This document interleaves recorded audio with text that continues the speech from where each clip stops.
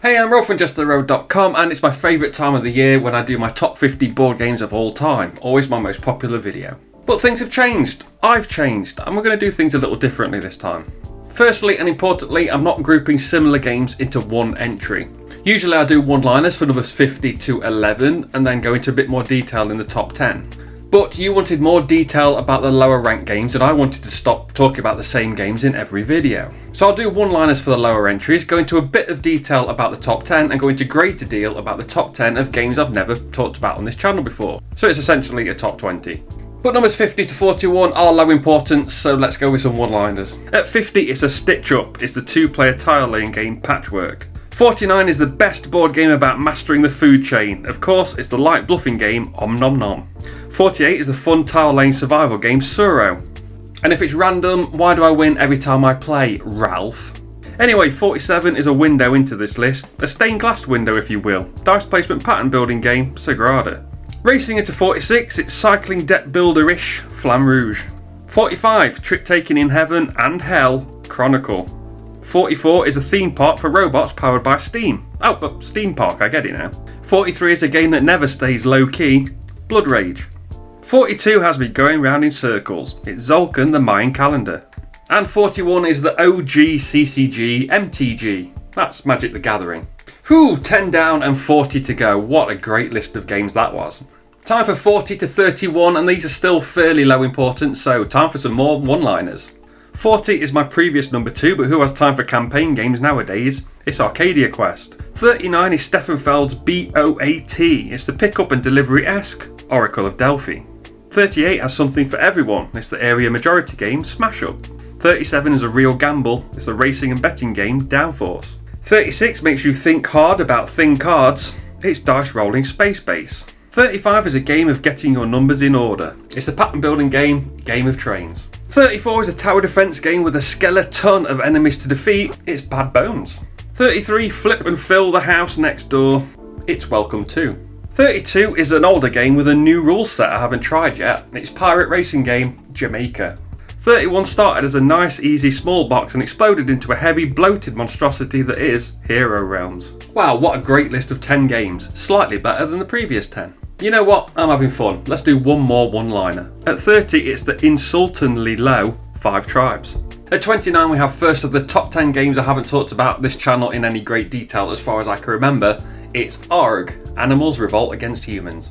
Players take turns drawing from 3 piles of cards and either keeping them face down in front of themselves or offering them face down to an opponent. If the opponent accepts it, they'll keep it face up and they'll have it for the rest of the game. If they reject it, the player offering it out keeps it face up. This continues until one of the 3 piles of cards is empty and players score the points in front of them. Face down cards are turned face up to score and are worth positive or minus points. Some have a bit of set collection, some switch positive to negative points and vice versa. But there is a twist. The cards that you put in front of yourself face down can be drawn by another player instead of them drawing off the top of one of the decks. So the only way to guarantee you'll keep a card you drew at the end of the game is to offer it to another player and hope they reject it. Jeopardy. For added tension, there are 3 spy cards in the game. If at the end of the game you've got 1 or 3 of them, you can't win at all. Also, there are 3 bombs. If you ever have 2 of them face up at you at any time, including at the end of the game, you win instantly. Also, look at this adorable tiny version. That's ARG, Animals Revolt Against Humans. At 38 we have one of 2 very underrated games on this list. It's King Frog. Players pick a card number 1 to 5 from their hand and reveal them at the same time. The player's frogs move in order from lowest to highest card played, with the furthest back frog moving first in case of a tie, leapfrogging other frogs of course. If a frog lands on their own colour lily pad or a rainbow coloured one, they keep the card they played. But if they land on any other colour lily pad, they lose the card from the game. This is where things start to get tricky because your options become limited. Maybe 1 was the perfect card for you for this round, but you just lost it. Run out of cards and you're eliminated, the last frog left wins the game. This is literally the only game I have where everyone enjoys playing it due to it being simple, fun and tense. For people that think it's random, I win nearly every game this I play. Unless I play with a guy called Dean, he wins every time. If it was random, that wouldn't happen. Well worth trying, although I believe it's a bit hard to get hold of at the moment. And my 28, King Frog. 27 is a game I really just need to sit down and play through all the content. It's the living card game Marvel Champions. 26 sees me switch to the other side of the comic book publishing world. It's the DC deck building game. 25 is a game I had for about a year before I got around to playing it, and I really enjoy playing it. It is ISS Vanguard, and this is spoiler free, of course. Now, I backed it on Kickstarter because I was really hyped about Aetherfields at the time, and I went on to not really like Aetherfields too much, but I'm really enjoying this for now. 1 to 4 players play as 4 sections: security, recon, science, engineering, on board the first human ship with the possibility to reach deep space. The game is divided into 2 sections: the ship phase, where players manage the ship, research and development, and crew using a binder with sleeve pockets. The second phase is the landing phase, where players use dice rolling and placement to complete tasks and overcome obstacles. I don't want to say too much about the story, but it's very intriguing and I'm keen to see where it's going to go. It's one of 6 games I own where I just really need to sit down, just focus and hammer through the content, and just to get the most out of the game. At the time of writing, it's currently second on my solo to play list after Destinies, but I'm looking forward to giving it a go. That's my 25. I haven't played too much of it, but I'm really enjoying it. ISS Vanguard. 24 is a game that was one of my first ever how to play videos. Ethnos. Players will use fantasy races to add control tokens to various regions on a map and will score for having the most in those regions at the end of each round. Some of those races themselves also have abilities to score points. There's a bunch, I think there's about 12 fantasy races in the game, and you shuffle 6 of them to create the deck each game. When a set of these is played, the top card determines the colour of the region influenced and the effect of the race that will be played. Some abilities let you draw more cards, play more sets, and other weird and wonderful things depending on which races are in the game. As the scoring in each region of the board is assigned randomly and which races are in the game is assigned randomly, it does make each game feel very different. It's my favourite Ticket to Ride style game, you know, those where you either draw from a set of cards face up, draw from the top of the deck, or play a set of cards. But I do have this, Archaeos Society, which is Ethnos rethemed, but I haven't really played it that much at time of recording. The big difference here is that the races are 95% the same as Ethnos, but each region is double-sided with basic plain side and advanced side and the ability on which changes things up even more. It's also not area control, it's themed as adventuring, so it's a race down each of these region boards. So for now, Ethnos is my number 24, but it may be replaced next year. At 23, it's the highest ranked party game on this list, Weirwords. One player is the mayor and knows the secret word. The other players are taking turns asking yes or no questions to try and guess what the word is. Of course, it's a Bezier game, so one player is a werewolf trying to throw the other players off so they don't guess the word. And of course, if the good guys win, the werewolf can win the game instead by pointing out the seer, who was secretly helping the mayor the whole time. Standard stuff. It's a cross between One Night Ultimate Werewolf, adding in the werewolf elements from that game, but completely takes the gameplay from Insider, which came out a year earlier. But I like the components in Weirwords with the roll cards with the cool art, and also the game plays with an app, so you have access to more words at time, voiceovers, etc. The little touches add a bit more to this game than the slightly cheaper and much smaller Insider does. It's definitely worth a play if you like a deduction game with a hint of a traitor mechanism. That is Weirwords. At 22, it's the very fun auto battle capture the flag card game with tournament style gameplay. It's Challengers.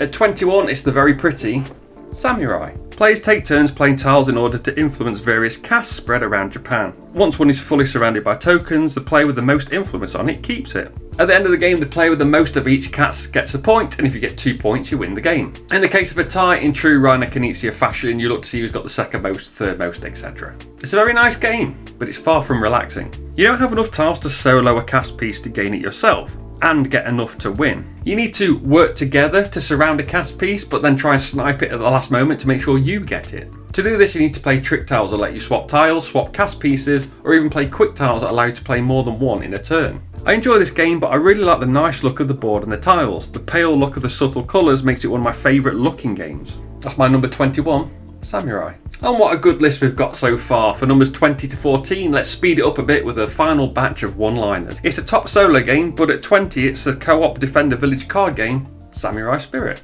19 is my top ranked pure deck building game apparently, Trains. 18 used to be in my top 10, but I struggled to get it played now as it's getting on a bit. It's the classic drafting game, Seven Wonders. 17 used to be in my top 10, but I struggled to get it played now as it's getting on a bit. It's the classic tower lane game, Carcassonne. 16 used to be in my top 10, but I struggled to get it played now as it's getting on a bit. It's the classic auction route building game, Power Grid Deluxe.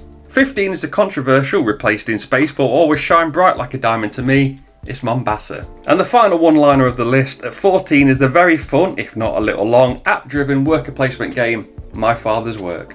At 13 was a game delivered in lockdown, so I didn't get to play it for ages. Ugh, it's Monumental. Players control a race, sending out warriors and explorers to control tiles and gain resources from around the board. The first of two main mechanisms is deck building.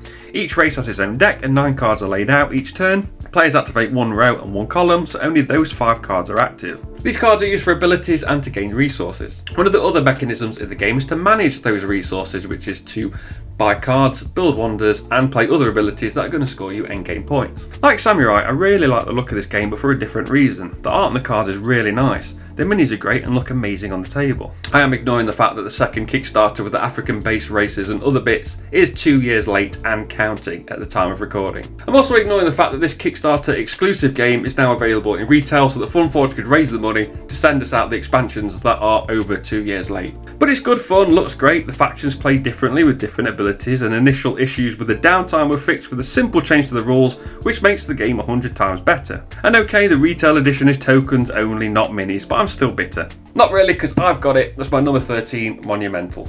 At 12 we're digging back into the classics catalogue, but this one is easy to get played. It's the area control game, El Grande. It's a card-driven game and players will play a card that determines turn order for the round, but also how many meeples, or caballeros, they move into their supply. The later the turn order, the more meeples. Then in the new turn order, they draft a card that allows them to take an action, such as placing meeples on the board or moving them around, etc. You can even move the king, which is important. Most meeples can only go into regions next to the king and can never enter or exit his region. During a scoring round, the tower or castillo is scored for majority, and those meeples in it are moved from the tower into a region chosen on a dial in secret. Then those regions are scored in order as determined by the board for majority, and the player at the most points at the end of the game is the winner. The big box version has several expansions that add to the game with new regions or even changes up the way the main card selection works completely. Of all the area control games I've played, this is my favourite. It's due to the simplicity of gameplay mixed with the fact that which card to play and which card to draft is usually a very difficult choice most of the time. And the best player wins, which always helps. That's El Grande Big Box. From 1995 technically to 2004 technically, we look at another classic. This time it's the engine building game, St. Petersburg 2nd edition. Players take turns buying from a selection of cards, adding them to their tableau and then taking the income of the cards in play. But one phase adds worker cards that give money as income. The next phase adds veg and livestock cards that adjust the market track as appropriate. This awards points for a majority of each at the end of the phase. One phase adds building cards that can award both points and or money, and then noble cards are laid out and they award money and or points as well. The final phase of the round adds upgrade cards consisting of the other types of cards, but these replace your existing cards of the same type, discounting the cost of the replaced card. What I like about this game, apart from the simplicity crossed with the strategy, yes, it's a theme in games I like, is the way the game plays and the turn order. So players each go first in each of these phases, then the turn order markers are passed left, which means players take turns starting the different phases every round. The board only has room for 10 cards, and new cards only fill up to that limit, so each round there might only be 3 or 4 new ones, making turn order even more important. Each round each of your cards score, which is where the engine building comes in. Those workers you buy in the very first round of the game will still be providing income at the very last round of the game. And they only provide income at the end of their own phase, so that each phase you get some income that will fuel your next phase spending. When one of the decks of cards runs out, the game ends, players score for having different nobles, plus all the points they've got through the game, and most points wins. Yeah, it looks dull, but it's a fun game, and the 2nd edition adds lots of mini expansions which adds to the game too. That's St. Petersburg 2nd edition. Number 10. Into the top 10, and it's the other underrated game. Pina Parata. Uno with extra steps? Yes. Play a matching animal card from your hand, or draw a card if you can't, similar to Uno in a way. Empty your hand to win a round, just like Uno, and you get a point. But you get to put a new rule into play. But an Uno style game with an ever-changing rule set is a lot of fun. It keeps each game different, more than you'd think, so if you want a quick, fun, cheap game, get Pina Parata, not Uno. If you want to hear more from me about this game, check out my top 50 from last year. Links to all the videos I've made for all the games on this list will be available in the description. Number 9. The game I've had the longest in my collection, it was the first hobby game I bought that I've still got. It's 2011's Blood Bowl Team Manager. Players use a deck building adjacent mechanism to play players to control various matchups on the table to win them and win fans to win the game. The players come with the various fancy teams of Blood Bowl, and each plays differently and has its own special abilities. It's long out of print now, but you can get it in both expansions for a very reasonable £350 second hand nowadays. It's sad because I hesitate to take this out the house nowadays. I just need to sleeve all the cards and wrap the box in cotton wool. If you want to know more about what I think of this game, check out my ups and downs video. Number 8. Gaia Project. Terra Mystica's space cousin. Build and spread throughout the stars. The buildings provide an income which in turn can be used to further build and spread. Players have a race with a special ability allowing them to play the same game slightly differently, making it easy to teach but feeling fun each time. The problem is this is one of 3 very similar games and I haven't played this one for 5 years, but I have played the other 2. More on those coming soon. If you want to know more about this, check out my how to play video. Number 7. Next is a game so good I bought it thrice. Suburbia. Players buy building tiles to place in their own suburb, which gives them an income and reputation. Income is provided from commercial type buildings and reputation is brought in by those that make the residents happy. Factories, for example, bring in income. If you put them next to residential or civic buildings, reputation will drop. Reputation is important because it increases or decreases your population at the end of each round, and the most population wins. I bought the first edition when it was released. I sold it for the collector's edition, which was an unwieldy mess, and then I sold that and bought this, which is pretty much the same quality but easier to handle. If you want to know more about Suburbia, check out my ups and downs video. Number 6. A game I bought more than 3 times. I've got 7 or 8 versions of this. Love Letter. Players draw a card, discard a card, and activate that card in this 15 card game. The activated cards will cause players to switch one of their in hand with another player, give you information about what a player is holding, or eliminate an opponent. And you want to do that because the last player left gets a token of affection from the princess, and the first player to get enough of those will win the game. Simple and quick. It's a classic. If you want to know more, watch my how to play video. Number 5. So this is the number 1 of the top 10 games on this list that I've never spoke about on this channel in a meaningful way, I think maybe. And it's here almost exclusively because I love the digital version so much. It's Small World. Players simply have a number of tokens for a race with an ability with a separate attached random second ability and will place tokens around the board to take control of areas. If opponents have tokens in that region, you just have to add more than them and take it over. Of course, the race abilities and additional powers make it easier or harder to overtake some of these regions. Defeated tokens are returned to the player, but they lose 1 permanently and eventually they'll start to run a bit low or spread themselves a bit too thin. A player can put their race in decline, turning the tokens on the board face down, selecting a new race with a new ability and starting out again.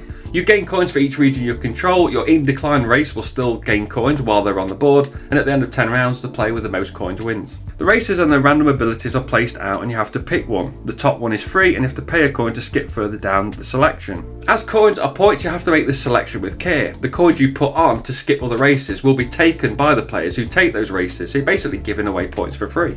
But sometimes you just have to pay to get that perfect race combo ability that's further down the list. I find the game really fun, digitally. Physically it is a bit fiddly with all the tokens, but I wouldn't mind buying a big box, enhanced, revised edition, not that stupidly expensive one. But yeah, I love it. Small World. Number 4. Terra Nova, Terra Mystica's baby sibling. Build and spread throughout the world. The building provides an income which in turn can be used to further build and spread. As this is Terra Mystica with the cult stuff and workers taken out, it's so much easier to play as it's the same game but only with 1 resource to manage and fewer buildings to worry about. The problem is it's one of 3 very similar games on this list and I don't normally play the lighter version of games in the groups I play, but I do like having the lighter option. If you want to know more, check out my how to play video. Number 3. A game I love to play solo, Marvel United. Players pick a hero and will cooperatively try and thwart the game-controlled villain by playing cards. These cards let you move, rescue civilians and punch thugs, minions and eventually the villain to defeat them. Of course, the villain has a goal to achieve and you need to be quite efficient in your actions to be able to stop the villain doing what they're trying to do. And that's why I like this game. There are so many heroes, all with their own quirks and abilities and loads of villains to play against, most of which are really fun and unique to each other. And that is the downside. When the 3rd Kickstarter delivers, I'll have 360 characters to choose from. That is an overwhelming choice. There are various game modes including Traitor, Team Play, 1 versus many, but this is a game I really enjoy solo, Marvel United. Watch my solo playthrough to see how the game works. Number 2. Spoiler free.